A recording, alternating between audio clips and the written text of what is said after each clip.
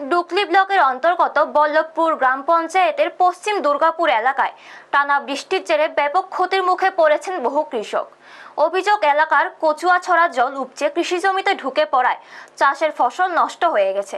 ফলে অনেক কৃষক তাদের উৎপাদিত ফসল ঘরে তুলতে পারেননি। স্থানীয় কৃষকদের দাবি, বামফ্রন্ট সরকারের সময় নিয়মিতভাবে কচুয়াছড়ার সংস্কার করা হতো, কিন্তু দীর্ঘদিন ধরে ছড়াটির সংস্কার না হওয়ায় বর্তমানে এর অবস্থা অত্যন্ত খারাপ হয়ে পড়েছে। সামান্য বৃষ্টিতে জল উপচে আশেপাশের কৃষিজমি প্লাবিত হচ্ছে।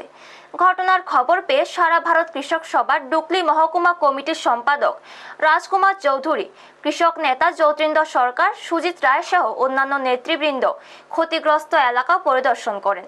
তারা কৃষকদের সঙ্গে কথা বলে ক্ষয়ক্ষতির খোঁজ নেন। কৃষকদের অভিযোগ, এত বড় ক্ষতি হওয়ার পরও এখনো পর্যন্ত সরকারিভাবে কোনো সাহায্য বা ক্ষতিপূরণ দেওয়া হয়নি। ক্ষতিগ্রস্ত কৃষকদের দ্রুত আর্থিক সহায়তা প্রদান এবং কচুয়াছড়া দ্রুত সংস্কারের দাবি জানিয়েছে কৃষক সংগঠনের নেতারা।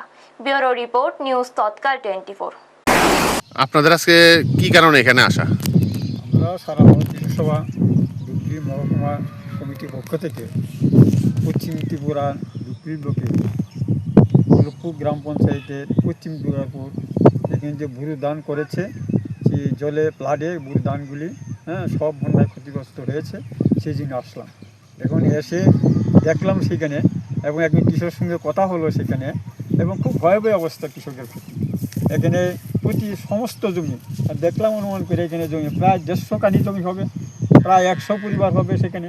এখানে যেমন বল্লভপুর পঞ্চায়েত একটা অংশ আছে, আবার দক্ষিণ দিকে আবার সোমনিবাজার পঞ্চায়েত আছে।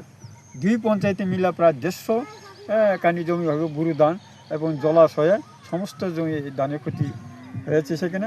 বিশেষ করে আমি দেখলাম এখানে ধানগুলিতে জ্বালা হয়ে গেছে, তো রোপণ হয়ে গেছে সেখানে। এবং কৃষকের সাথে কথা বললাম, ওনারা বললেন যে ধান হয়েছে, ভালো ধান হয়েছে, কিন্তু 4 ভাগের 1 ভাগও ধান আমরা নিতে পারি না। এখন আমরা দেখলাম এখনও কৃষকরা সেখানে ধান কাটছেন, কিন্তু জলে ভর্তি, জলের থেকে পচা ধানগুলি তুলে নিচ্ছেন।